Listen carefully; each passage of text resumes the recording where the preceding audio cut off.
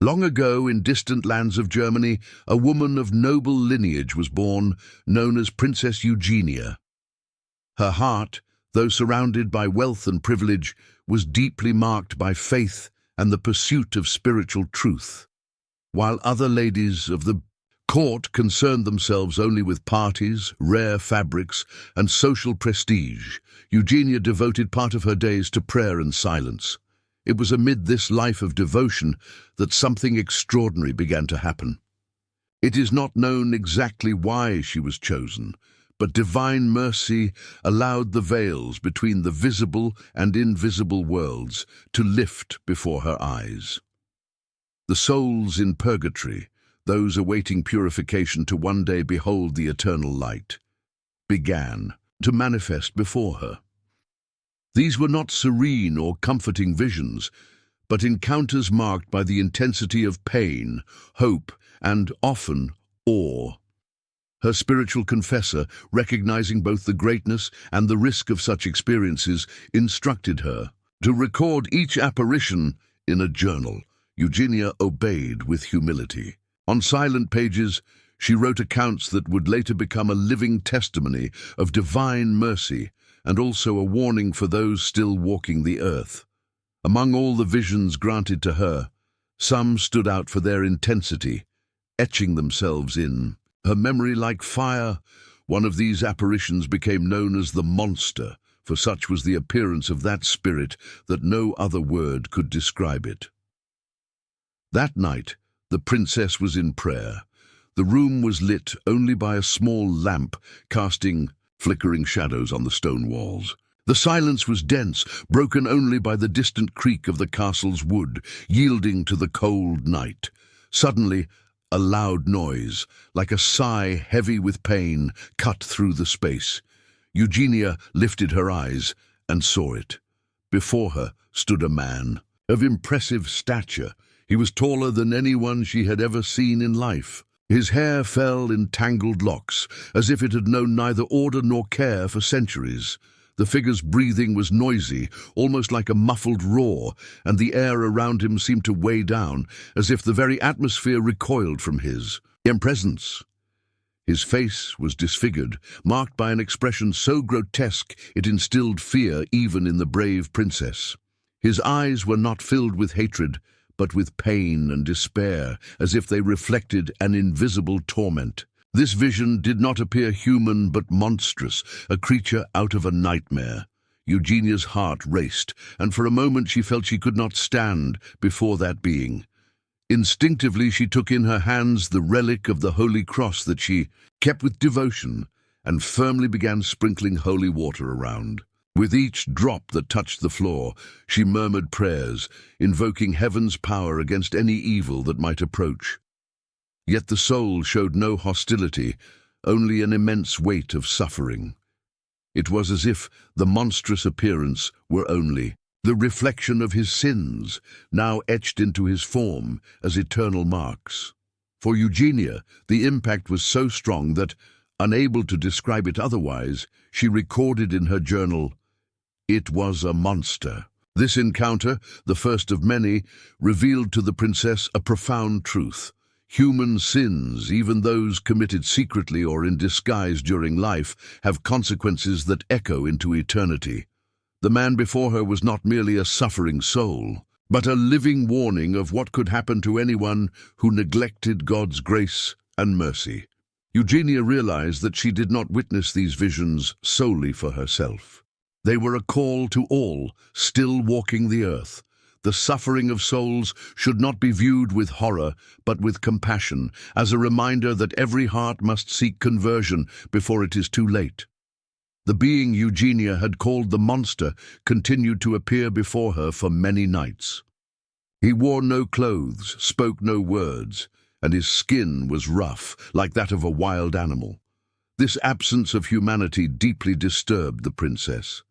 Each time he appeared, enveloped in his heavy breath, Eugenia felt a mixture of fear and repulsion, as if she were facing something that should not exist in the world of the living. However, over time, she realized there was a reason for that bestial appearance. The soul of this man carried in its very spiritual body the marks of sins committed in life, especially against the virtue of chastity. He seemed more beast than man, because in life he had failed to control his carnal appetites. His lack of self-mastery, his surrender to disordered pleasure, had shaped his essence so that it now manifested as a creature without dignity, without the light of reason that distinguishes humans from animals. Eugenia prayed unceasingly for this soul. She offered prayers, fasting, and sacrifices, but nothing seemed sufficient to relieve the torment of the strange penitent. Whenever he appeared, his presence evoked in her an almost irresistible instinct to withdraw, to repel this vision that wounded her from within. Until one day, moved by compassion and the responsibility she felt God had entrusted to her, she dared to ask, "What can I do for you? How can I help you find peace if my prayers are not enough?" Then, for the first time, the man spoke. His voice came as a harsh breath, heavy and grave, yet clear enough to be understood. He desired a sacrifice. Not just any sacrifice, but something more intimate and painful, the sacrifice of her own will. As he said this, the spectre reached out toward the princess. Eugenia shuddered. The idea of touching this being with his monstrous appearance repelled every fiber of her body. It was as if everything inside her screamed to pull away. Yet, understanding the request, she realized her mission was not to yield to disgust, but to offer herself entirely for the redemption of this soul. It was her will that had to be overcome, not just her fear. With tear-filled eyes, she closed her eyelids, made the sign of the cross, and, gathering all her courage, extended her hand until theirs met. The contact was brief, yet immense in surrender. In that instant, Eugenia offered to God the renunciation of her own revulsion, the desire to preserve herself, to aid a suffering soul. But this was not the only means of liberation for that penitent. The princess discovered, through inner inspiration, that the most powerful moment to help him was on the day she received the Eucharist.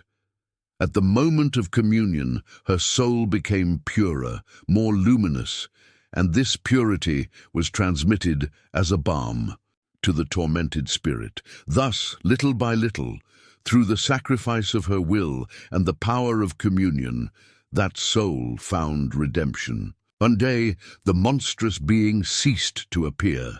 Eugenia then understood that he had left purgatory, finally freed by the merciful love of God, channeled through her obedience and surrender. She had barely time to rest from such an intense experience when a new soul presented itself. It was the month of June. The atmosphere felt heavier than usual, as if the morning mist concealed unrevealed secrets. It was then that Eugenia first saw a long grey figure shrouded in thick fog. Its hair was black and tangled, and its form seemed to waver like smoke before the princess's gaze. The following month the same apparition returned, but under even more disturbing circumstances. His face was so dark, so distorted by shadow, that Eugenia had difficulty recognizing him. Yet, in her heart, she sensed who it was. Summoning her courage, she asked, "Is it you, Pastor Fritz?" The figure hesitated, then confirmed with a trembling voice.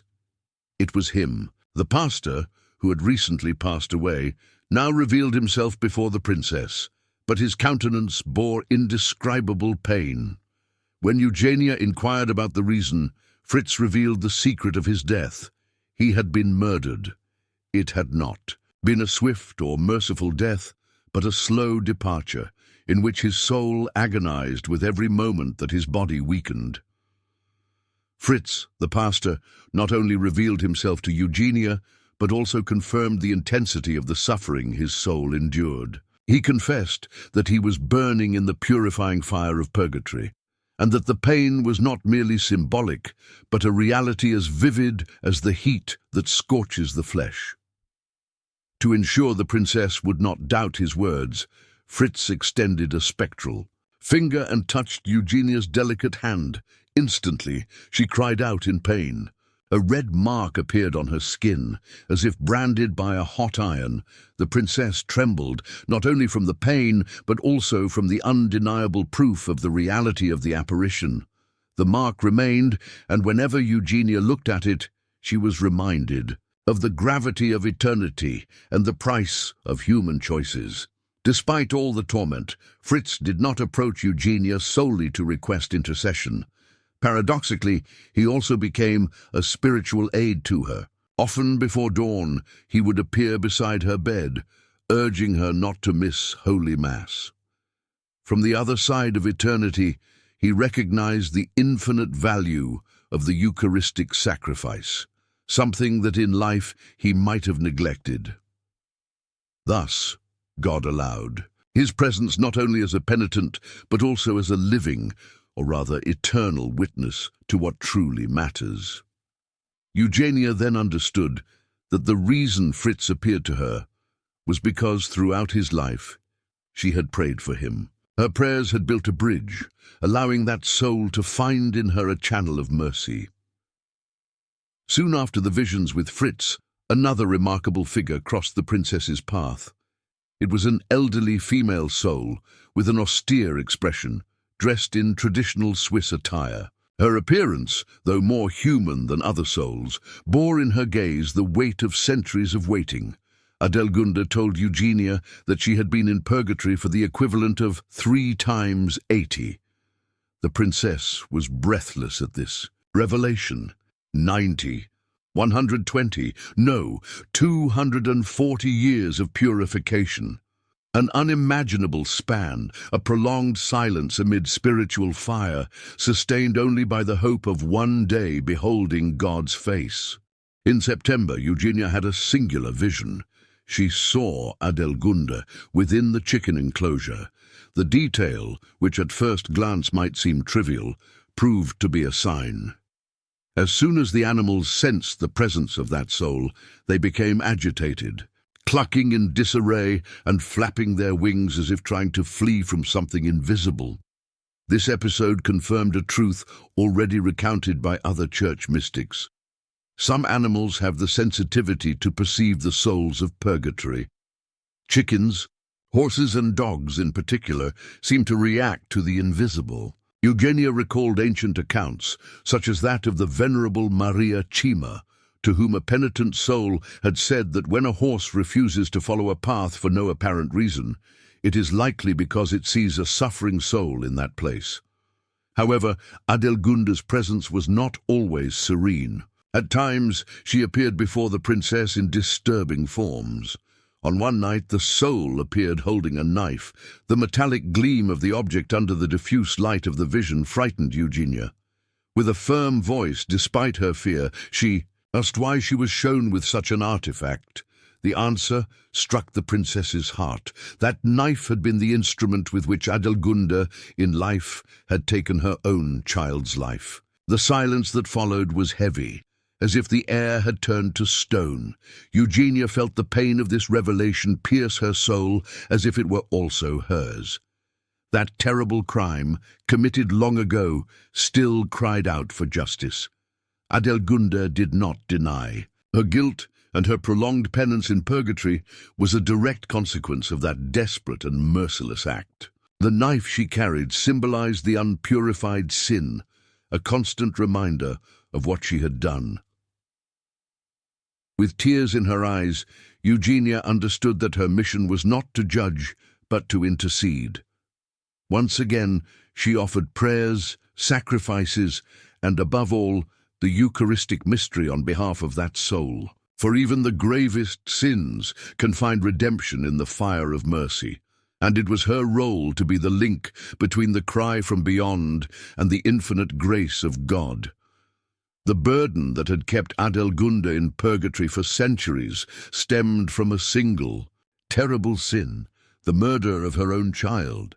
It was this act of despair and violence that weighed upon her soul, dragging invisible chains for nearly 300 years. Upon realizing this truth, Eugenia reflected deeply. A single act, completed in an instant, can cost centuries of purification. God's mercy was infinite, yes, but also just, and the marks of such a grave crime needed to be expiated. The memory of Adelgunde and her knife never left the princess. But soon another soul approached, bringing a new lesson about the destructive power of human sin. This fourth soul was named Catherine. Her apparition carried a tragic and melancholic aura. She appeared dressed in simple attire, a grey dress worn by time, tattered in several places, as if it were the shadow of misery itself. What struck Eugenia most, however, was the mouth of the poor soul, swollen, deformed, filthy, as if still bearing the marks of the sins she had committed in life. Whenever the princess saw her, her heart filled with compassion. Following the impulse of faith, she sprinkled holy water in her direction. The effect was immediate. Catherine would vanish for a few moments, as if unable to withstand the sacramental force of that blessing. But inevitably she returned, repeating her lament that she found no peace. Eugenia, in prayer, sought to understand the cause of such suffering, until Caterina herself revealed the truth. Her torment came from her tongue.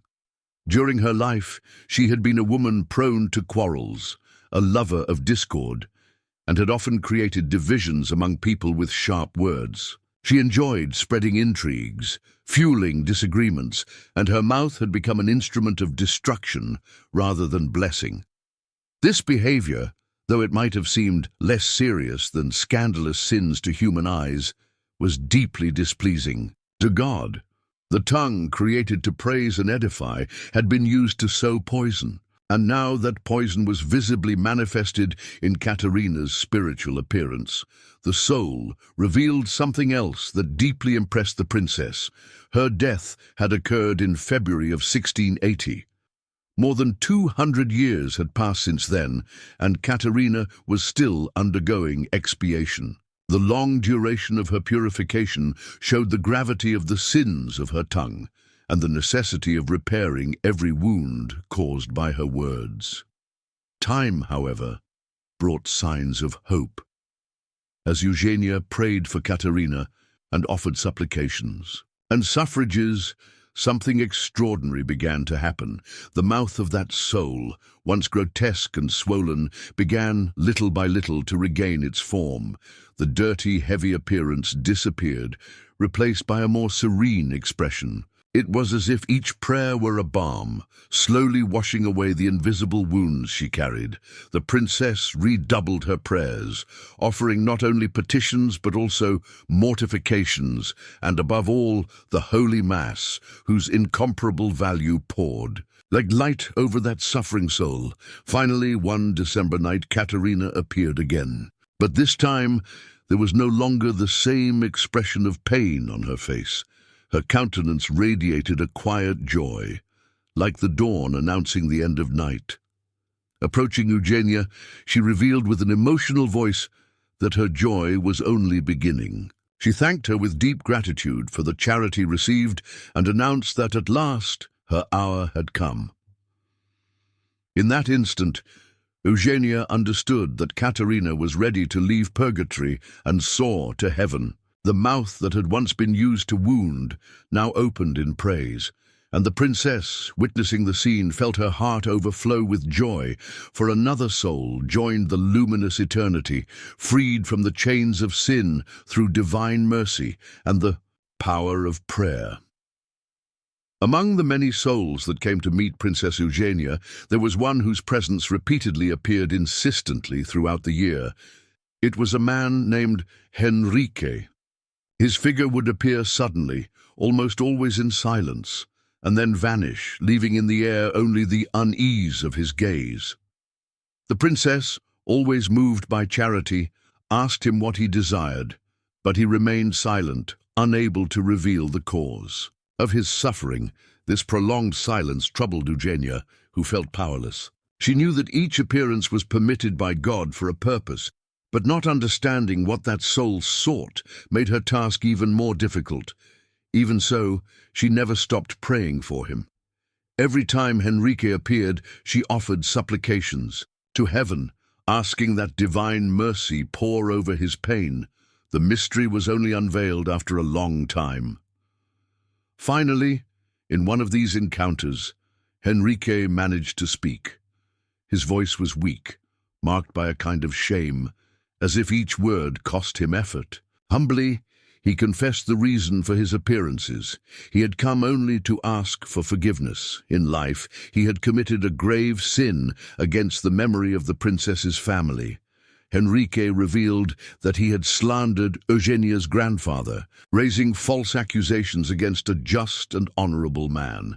This burden followed him, even after death, and now his soul could not find rest until it sought reparation. He added something even more terrible. The spirit of falsehood constantly pursued him. The habit of having used words to distort the truth had created an invisible prison within him. The lie, which in life seemed only a weapon against others, had now become his own torture. He needed forgiveness to free himself from the chains that held him captive. On December 30th of that same year, Henrique appeared again, but this time in a state of great agitation. He groaned deeply, like someone burning in the flames of purgatory. His suffering was so intense that the princess was terrified.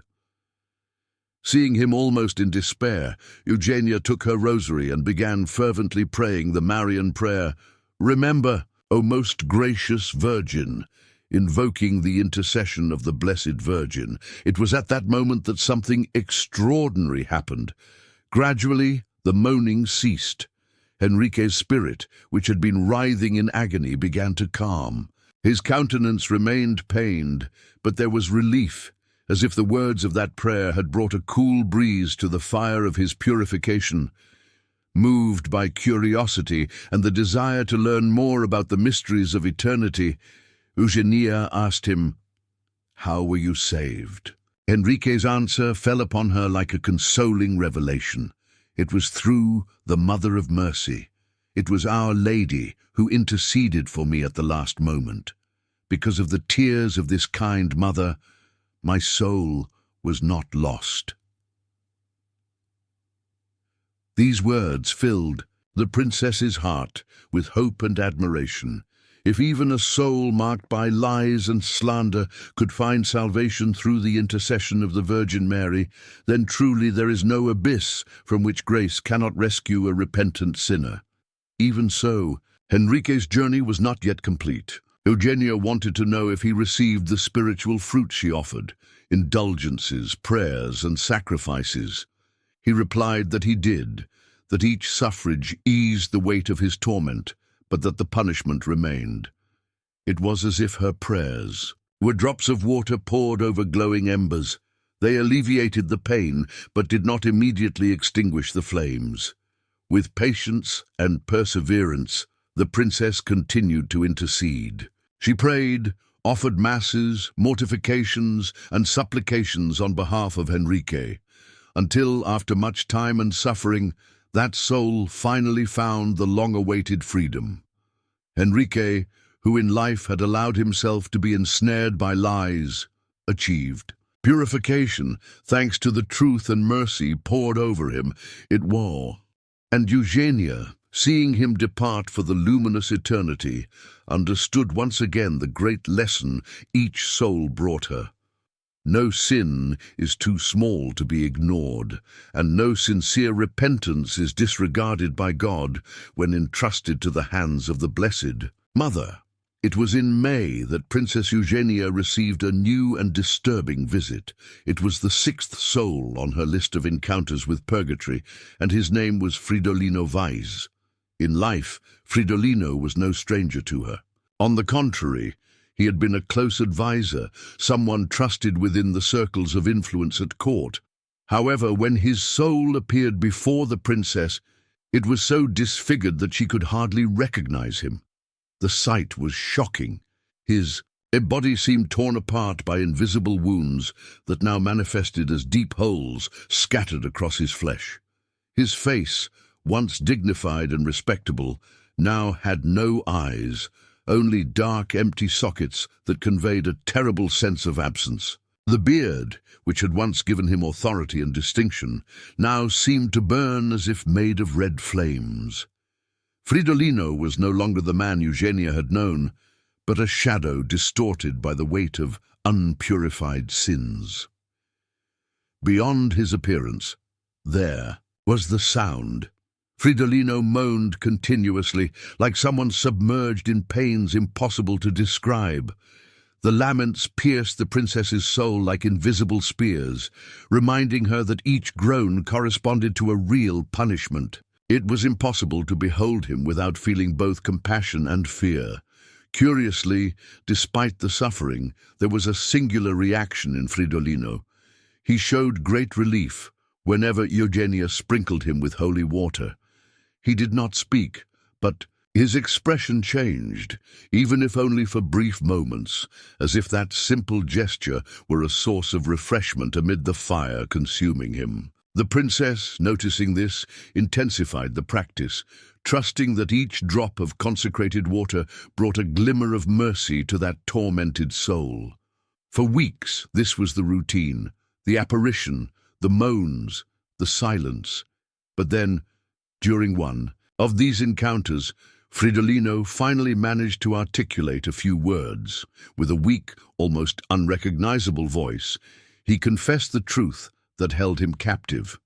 The prayers the princess had been offering so far were insufficient for the gravity of his faults. He needed more, much more, supplications, sacrifices, and intercessions. These words struck Eugenia deeply. She, who already devoted so much of her time to souls, realized that God's mercy required even greater generosity from her. It was not enough to pray as before. She had to intensify, persevere, and multiply every supplication. And so she did. She increased her prayers, offered fasts and masses, and made Fridolino one of the main recipients of her spiritual charity. Time passed, and the nights of prayer became a silent battle in favor of that afflicted soul. Until, on June 20th, something different happened. Fridolino appeared one last time, but the same expression of agony was no longer on his face. Although still marked by suffering, he now radiated a new serenity, as if a curtain of shadow had finally lifted. With visible gratitude, he spoke in a firmer voice. He had been redeemed. Thanks to the princess's prayers and sacrifices, his soul was now free to ascend into the light of God. Before disappearing, he profoundly thanked the woman who, in life, had been his protégée, but in eternity had become his intercessor. Eugenia remained silent after that farewell. The weight of her prayers had once again freed a soul from the purifying flames. Yet the memory of Fridolino's torn form remained etched in her mind. It was a living lesson. Even respected men, even those who held positions of trust, are not exempt from divine judgment. Fridolino's corrupted appearance was the reflection of hidden sins, perhaps never known in life, but before God they remained uncovered. Thus, the princess understood that each encounter was not only a request for help, but also a mirror showing her the seriousness of eternal life and the urgency of living every moment with righteousness. Among all the apparitions Princess Eugenia recorded in her diary, few impressed her as much as the seventh soul. His name was João, and he first manifested on April 24th, 1927. The vision was so unusual that the princess needed time to comprehend what she was witnessing. João did not appear as a man, but in the form of a large black animal, sometimes resembling a buffalo, sometimes a ram. The strangeness of the scene deeply disturbed Eugenia, for until then she had never seen a soul assume such an animalistic form. She soon understood, however, that this appearance was a direct consequence of his sins. João's animalized state revealed that in life he had allowed himself to be dominated by disordered passions. Instead of being guided by reason and grace, he had given in excessively to instincts, vanities, and earthly desires. Thus, his soul now carried before the princess's eyes the outward reflection of what he had cultivated within. In the days that followed, João appeared repeatedly. Little by little his form began to transform, the animalistic aspect disappeared, and he started to regain human traits. When Eugenia finally recognized him, she was even more startled. She had known him in life. João had been a man of apparent righteousness. He had not been involved in public scandals, nor was he known as a sinner. On the contrary, many considered him good and upright. The princess, upon recognizing his face, could not hide her astonishment. "How can this be?" she murmured, almost in disbelief. "I thought your life had been a good one." But João answered in a grave voice, laden with a truth that transcended human judgment. "Divine justice sees things differently than men do." These words echoed within the princess like a bell resonating in the silence of the night. She understood that no matter how righteous a life might appear to human eyes, only God knows the secret intentions, hidden attachments, and concealed sins that mark the soul. No human gaze, however attentive, can probe the depths of the heart as divine justice can. João's appearances continued throughout 1928. With each encounter, the princess noticed subtle changes. The man's countenance became calmer, and his spirit more luminous. It was as if Eugenia's perseverance in prayer and offerings of sacrifice were gradually transforming the tormented expression of that soul. Until the final moment arrived, João appeared one last time, with a calm demeanor and grateful gaze. He asked the princess for one final sacrifice, a renunciation, which she promptly offered with love. After that, he disappeared forever. Eugenia understood that this soul had finally reached eternal light, but the lessons did not end there. Soon, an eighth soul appeared before her, once again providing a testimony to the destructive power of human words. This man had been condemned to purgatory for a very specific sin, slander. In life, he had not been content with merely straying from the truth in everyday conversation. His lies had spread in every possible form, both spoken and written. His distorted words had tarnished reputations, raised false testimonies, and cast the shadow of injustice over the innocent. The appearance of this soul was marked by restlessness and shame. He bore no visible wounds like Fridolino, nor animalistic forms like João, but the weight of falsehood permeated his presence. Each time he spoke to Eugenia, his voice seemed broken, as if he himself could not bear the echo of the lies he had told in life. Confronted with this testimony, Eugenia reflected on how the human tongue, created to praise God and convey truth, could become an instrument of destruction. She had seen it in Katerina, whose swollen mouth reflected the sins of the tongue, and now she saw it again in another man who had chosen falsehood as his companion. Purgatory, she realized, was also a great mirror. Every sin committed on earth was reflected visibly and painfully in eternity until purified by divine mercy and the prayers of the living. Among all the visions Princess Eugenia recorded, few were as striking as the one ranked 9th on her list. It concerned a soul that took the form of a colossal serpent. The creature measured over 2 meters in length, with eyes blazing like fire and a dark grey body marked by white stripes, making it even more sinister. The serpent appeared frequently, not only at night but also during the day. Whenever it appeared, its restlessness was evident. It coiled and writhed as if unable to find peace. The vision was so striking that Eugenia, even accustomed to apparitions, felt a mixture of fear and compassion. It was during one of these manifestations that the soul revealed its identity. She had been a French nun who had died about 5 years earlier. The reason for her animalized form was soon explained. "Take this form," said the serpent's voice, "because it reflects the image of my life. The nun confessed that although she had been called by God to serve him with love, she had not remained faithful. She had broken her sacred vows, adopted a deceitful and cynical behavior, and lived so treacherously that she nearly became a new Judas.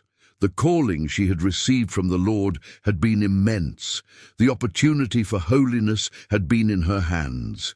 Yet she chose falsehood and infidelity. Still, she told the princess that she had not been lost forever. In the final moments of her earthly life, she had the grace to confess and receive communion, and that final act of fidelity had opened the doors of salvation for her, even if she now traveled through purgatory. The greatest torment she now experienced was not only her animal form, but the distance from God. She confided that the deepest pain of souls in purgatory was not the fire or visions of their failings, but the burning desire to be with God and the impossibility of reaching Him immediately. The waiting, the unfulfilled yearning, constituted the most excruciating suffering. Hearing this, Eugenia understood even more clearly the seriousness of religious vows and the gravity of broken promises before the Almighty.